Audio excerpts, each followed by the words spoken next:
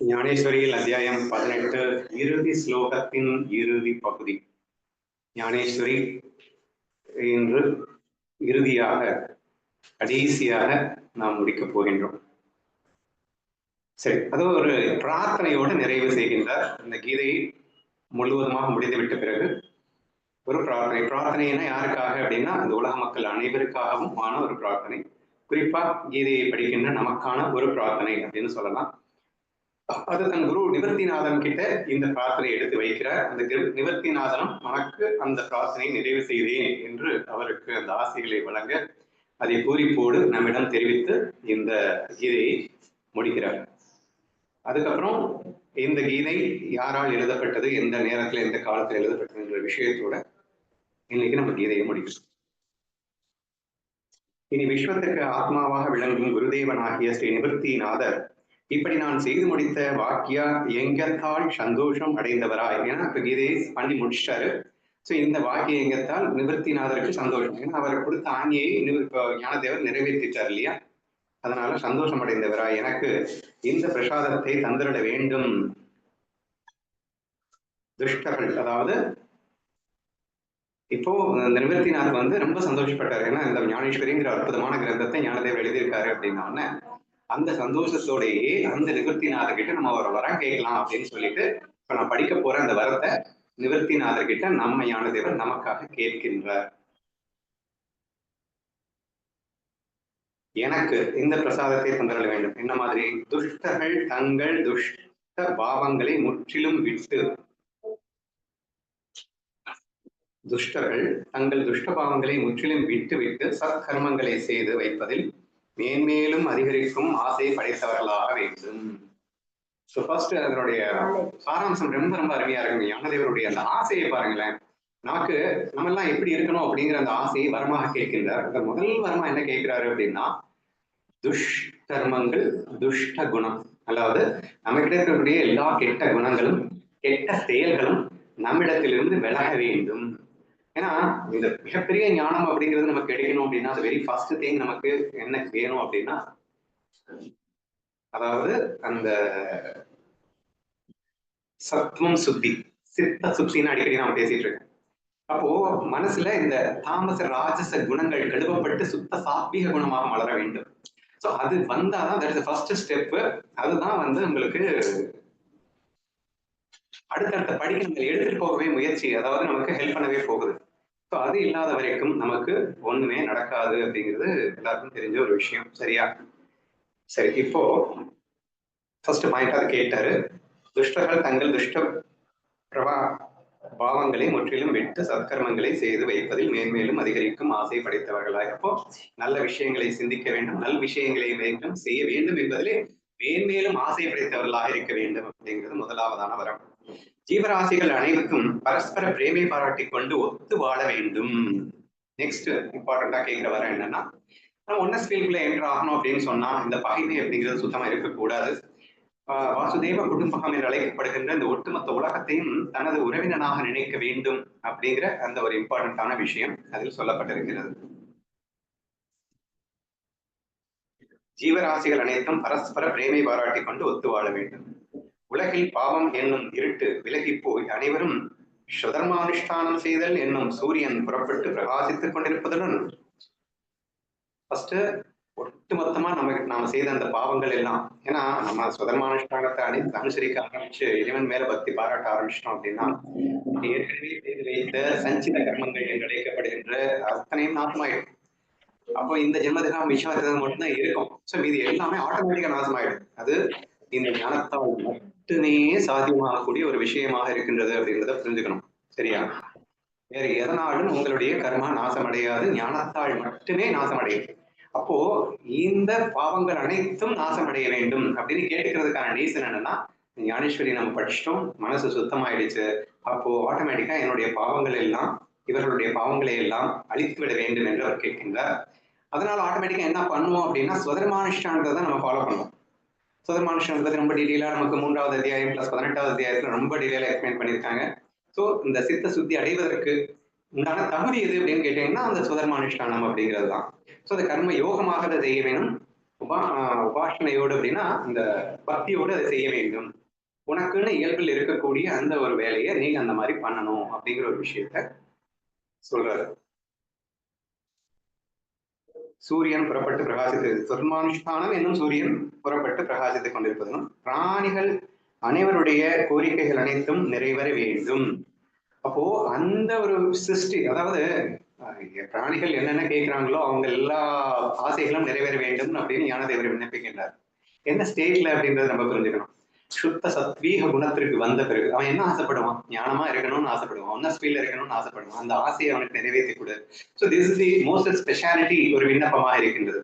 கேட்கலாம், இது என்னது கற்பக விருட்சம் மாதிரி இவர் கேட்கிறாரா அப்படிங்கிற மாதிரி. கற்பக விருட்சம் என்னதுன்னு யாரை போய் கேட்டாலும் அதை கொடுத்துரும், சரியா? பட் குரு அப்படிங்கிறவர் அப்படி பண்றவர் அல்ல. அவர் உனக்கு எது நன்மையோ அதை மட்டுமே செய்வார். அப்போ அதையும் கேட்கிறாரு, அவனுக்கு ஆசைப்பட்டதெல்லாம் கொடுன்னு. எந்த ஸ்டேட்லன்னா அவனை குவாலிஃபைடு பர்சனா மாத்திட்டு அதுக்கப்புறம் அவன் கேட்கறதெல்லாம் கொடு என்று சொல்லக்கூடிய ஒரு அற்புதமான விஷயம்தான் இந்த விஷயம். சோ பிராணிகள் ஆசைப்பட்ட கோரிக்கைகள் அனைத்தையும் நிறைவேற வேண்டும். அன்றியும் அவர்களுக்கு உலகிலேயே சகல மங்களங்களையும் வருஷித்துக் கொடுக்கும் ஈஸ்வர பக்தருடைய கூட்டங்கள் எக்காலமும் தரிசனம் கொடுத்து கொண்டே இருக்க வேண்டும். அவங்களுடைய சித்தம் சுத்தம் ஆயிடுச்சு, மறுபடியும் கரெக்ட் ஆயிடக்கூடாது இல்ல. கம்ப்ளீட் ஞானம் உதயமாகின்ற வரைக்கும் அவர்கள் மனசு மீண்டும் கரெக்ட் ஆயிடக்கூடாது இல்ல. இப்ப என்ன பண்ணிடலாம் அப்படின்னா, சாது சங்கத்தோட பெர்மனண்டா அவங்களை இணைச்சு வச்சிட்டோம் அப்படின்னா அவன் மைண்ட ஃபர்தரா பியூரிஃபை ஆயிட்டு அவன் ஞானமாக முடியுமே தவிர கீழே இறங்கவே முடியாது என்ற ஒரு ஆசையை ஏற்பட்டு அதையே ஒரு வரமாக கேட்டு விடுகின்றார். சாது சங்கம் எப்போதும் அவரிடம் இருக்க வேண்டும் அப்படிங்கிறது அடுத்த வரமா கேட்கிறார். நடைபெற்ற கல்ப விருட்சங்களின் அற்புதம் 1000 லட்சம். கல்ப விருட்சங்களின் அற்புதம் என்றும் உயிர் பெற்ற சிந்தாமணிகள் கூட்டம் என்றும் களங்கமற்ற சந்திரர்கள் என்றும் தாபம் செய்து வைக்காத சூரியர்கள் என்றும் சொல்லத்தக்கவர்களான சாதுக்கள். அதாவது சாது சங்கத்திலே இருக்கணும் அப்படின்னு சொல்லும்போது அந்த சாதுக்களை எப்படி புகழ்றாருங்கிறது ரொம்ப ரொம்ப முக்கியம். கல்ப விருட்சங்களின் அற்புதம் 1000 லட்சம் கற்ப விருட்சங்களின் அற்புதம். சரியா? சாது சங்கத்துல ஒரு கற்பக விருட்சம் இருந்தா நீங்க பல 1000 கோடிக்கு சமம் நீங்க சொல்லிடுவீங்க. ஆனா 1000 கற்பக விருட்சத்துக்கு சமம் ஒரு சாதுவோட நீ கூட இருந்தா என்று அவர் வர்ணிக்கின்றார். நெக்ஸ்ட் சிந்தாமணி அப்படிங்கிறதும் சேம் தான். ஸோ அந்த கல் கையில இருந்ததுன்னா நீங்க என்ன கேட்டாலும் அது கிடைக்கும். அது சிந்தாமணிகளின் கூட்டம், உயிர் பெற்ற சிந்தாமணி. ஒவ்வொரு சாதுவுமே ஒவ்வொரு சிந்தாமணியும். உயிர் பெற்ற சிந்தாமணிகளின் கூட்டம், சாதுக்களின் கூட்டம் அப்படிங்கிறது சிந்தாமணிகளின் கூட்டம் என்று வர்ணிக்கின்றார். களங்கமற்ற சந்திரர்கள் என்றும், சந்திரன் வளர்றான் தேய்றான் இல்ல, அப்படி வளராம தேயாம இருக்கக்கூடிய சந்திரன் என்று அந்த சாதுக்களை புகழ்கிறார். தாபம் செய்து வைக்காத சூரியர்கள் என்றும், சூரியன் வெளிச்சத்தை கொடுக்குறான், ஆனா ஹீட்டையும் சேர்ந்து கொடுக்குறான்ல, ஹீட்டை கொடுக்காத வெளிச்சத்தை குடிக்கிற சூரியர்கள் என்றும் புகழாரம் சூட்டுகின்றார். சாதுக்கள் அவர்கள் அனைவருக்கும் எப்போதும் இதத்தை செய்து வைக்கும் உறவினர்களாக வேண்டும். சரியா? அந்த மாதிரியான சாதுக்கள் நம்ம எல்லாருக்கும் எப்பயுமே கூட இருக்கும்படியான உறவினர்களாக இருக்க வேண்டும். இப்ப உறவாக யார் இருக்கணும்னு ஞானதேவர் பிரார்த்தனை பண்ணி கேட்கிறாருன்னா அந்த சாதுக்களை நமக்கு உறவாக இருக்க வேண்டும் என்று அவர் கேட்டு ஒரு வரமாக கேட்கின்றார். வளர்த்து சொல்லல் வேண்டாம், உலகுக்கும் பரிபூர்ணமாய் சுகம் பெற்று ஆதி புருஷனாகிய பகவானை சதா விழித்துக் கொண்டிருக்க வேண்டும். பக்தி. சோ இடைவிடாத எப்போதும் பக்தியில் நிலைவரும் ஒரு நல்ல மனமும் வேண்டும் என்று கேட்கிறார். நெக்ஸ்ட், இவ்வுலகில் இந்த கிரந்தத்தை சேவித்துக் கொண்டே உயிர் விளைத்திருக்கும் ஜனங்களுக்கு ஐகீகா முஷ்கீக சுகங்கள் அனைத்தும் விசேஷமாய் உண்டாக வேண்டும். பர்டிகுலரா ஞானேஸ்வரி ஃபாலோ பண்றவங்களுக்கு ஸ்பெஷலா அவனுக்கு எல்லாமே கிடைக்கிறவங்க. ஐகீக லௌகீகம்னா சொர்க்க சுகத்திலிருந்து லௌகீக சுகத்திலிருந்து எல்லாமே அவங்களுக்கு கிடைக்கட்டும் அப்படின்னு ஒரு பிரார்த்தனை பண்றாரு. ஸ்பெஷலி ஃபார் தி ஞானேஸ்வரி ஃபாலோவர்ஸ்க்கு அப்படின்னு சொல்லிட்டார். இப்படி பிரார்த்தனை செய்யவே விஸ்வத்துக்கெல்லாம் ஈஸ்வரனாக விளங்கும் என் குருநாதன் இவ்வளவும் வரமா கேட்டாரு. அதுக்கு அந்த நிவர்த்திநாதனான தன் குருநாதன் பிரசாத தானம் நான் உனக்கு கொடுத்து விட்டேன் அப்படின்னு இந்த வரத்துக்கு இந்த வரமெல்லாம் உனக்கு கிடைத்து விட்டது என்று கொடுத்தேன், நீ கோரிய அனைத்தும் நிறைவேறும் என்றார். அதனால் நான் பரமசுகம் அடைந்தேன் என்று ஞானதேவர் தன்னுடைய பிரார்த்தனையோடு இந்த ஞானேஸ்வரி அப்படிங்கிற கிரந்தத்தை நிறைவு செய்கின்றார். இத்தோடு ஞானேஸ்வரி முடிஞ்சிருச்சு. இது ஜஸ்ட் எக்ஸ்ட்ரா ஒரு சில விஷயங்கள், டிப்ஸ், இன்ஃபர்மேஷன், இது எந்த காலத்துல எப்படி எழுதப்பட்டது அப்படிங்கிறது அதையும் ரீட் பண்ணிடுறேன், கேட்கோங்க. கலியுகத்தில் மகாராஷ்டிர தேசத்தில் ஸ்ரீ கோதாவரியின் தெற்கு கரையில் உலகிலும் மகா பவித்திரமாக அனாதியான பஞ்ச குரோஷ சேத்திரமாய் விளங்குகிறதாகவும், அதாவது இப்போ நேவாசா மகாராஷ்டிரால நேவாசா அப்படிங்கிற ஒரு கஷேத்திரத்துலதான் இந்த ஞானேஸ்வரி அப்படிங்கிற கிரந்தம் உருவாகியது. சரியா? அந்த நேவாசான்ற கஷேத்திரத்துக்கு புகழாரம் தான் இப்ப நான் படிக்கிறதுன்றதை மட்டும் நீங்க புரிஞ்சுக்கிட்டா ஈஸியா இருக்கும். அது எங்க இருக்குன்றது சொல்றாரு. கோதாவரியின் தெற்கு கரையில் மூவுலகிலும் மகாபவித்திரமாக அநாதியான பஞ்ச குரோஷ கஷேத்திரமாக விளங்குகிறதாகவும், ஜகத்துக்கெல்லாம் அந்தரியாமையாக இருந்து ஜகத்தை ஆட்டுவிக்கும் மோகினி ராஜன் என்னும் ஈஸ்வரனுடைய வாசஸ்தானமாகவும், அதாவது ஈஸ்வரனுடைய புகழ்பாடு விட்டு இந்த ஈஸ்வரன் எப்போதும் வாசம் செய்பவனாகவும் இருக்கும் வாசஸ்தானமாகவும், எது வம்ச பூஷணனாய் சகல கலைகளுக்கும் வாசஸ்தானமாகவும், தர்ம சாஸ்திரத்தை அனுசரித்து பிரஜாபாலனம் செய்து வருகிற ராமச்சந்திரா ராஜாக்களுக்கு ராஜா ஆளுகைக்கு உட்பட்டதாகும். சோ அன்னைக்கு ராமச்சந்திரன், அதாவது ராமர் ஆளுகைக்கு உட்பட்ட இடமாகவும், ஏன்னா அந்த சேத்திரர்களுடைய பெருமை இங்கே வர்ணிக்கப்பட்டு கொண்டு வருகிறது. சோ அந்த பெருமை பெற்ற ராமச்சந்திர ராஜா ஆளுகைக்கு உட்பட்டதாக இருக்கும் நேவாசா மகாதேவனை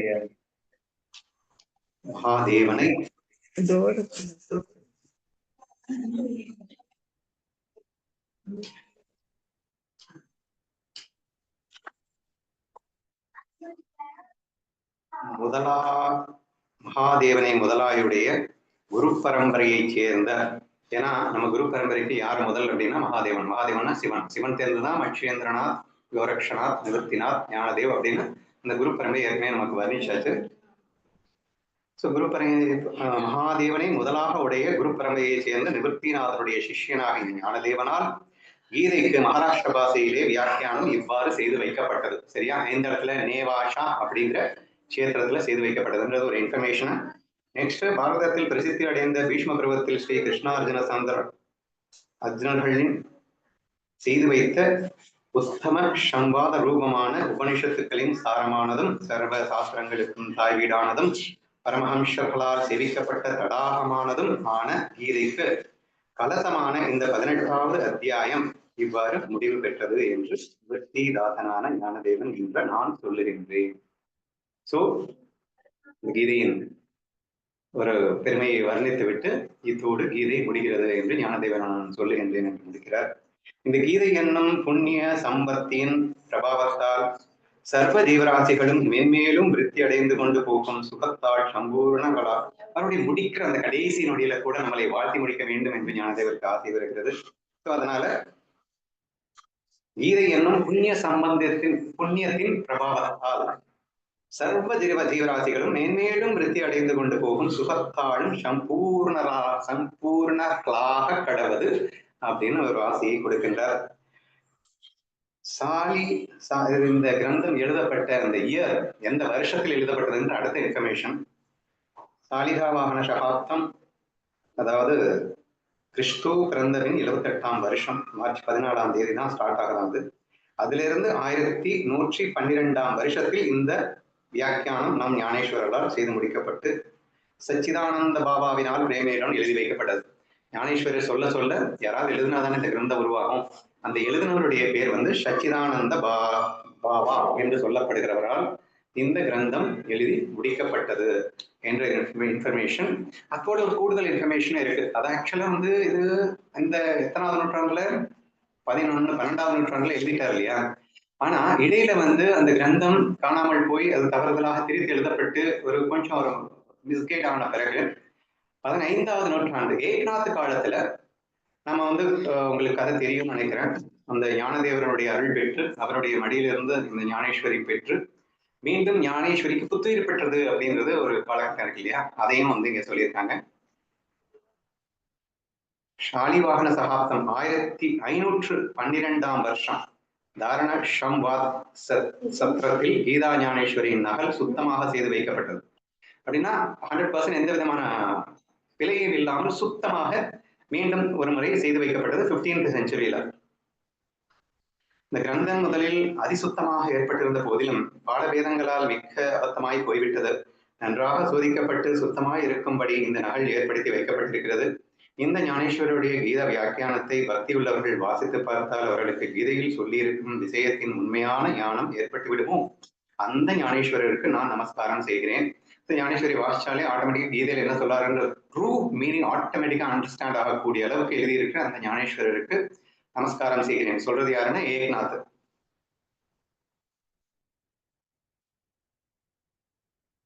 வெகு காலத்துக்கு ஒரு தடவை நேர்வதான உத்தமமான கபில ஷஷ்டியின் கோதாவரி கரையில் உள்ள கைத்தன் கேத்திரத்தில் ஞானேஸ்வரியின் சுத்த நகல் எழுதி வைக்கும் வேலை முடிவு பெற்றது.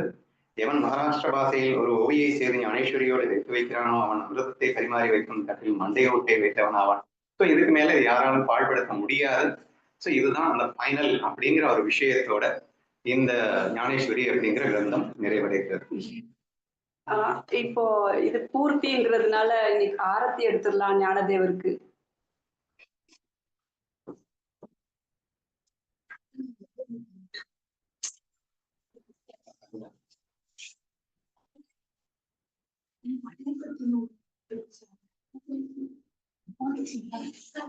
ஞானேஸ்வரி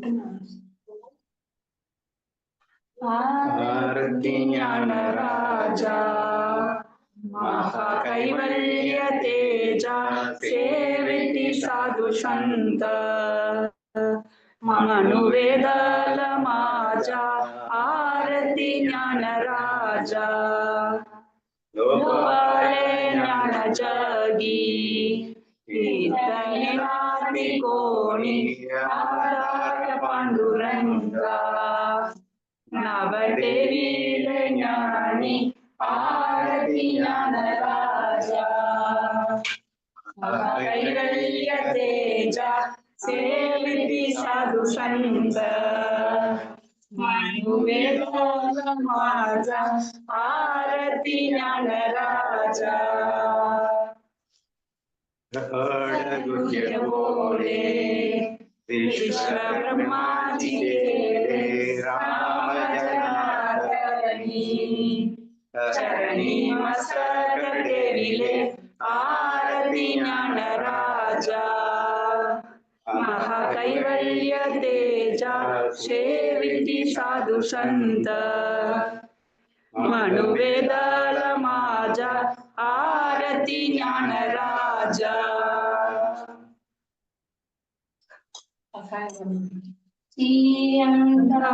मधुसूदना पद्मनाभा नारायणा जगज्जनका जनार्दना आनंदगणा विनाशा सकल देवादिदेवा कृपालु जी केशवा महानंदा महानुभवा सदाशिवा सहज रूपा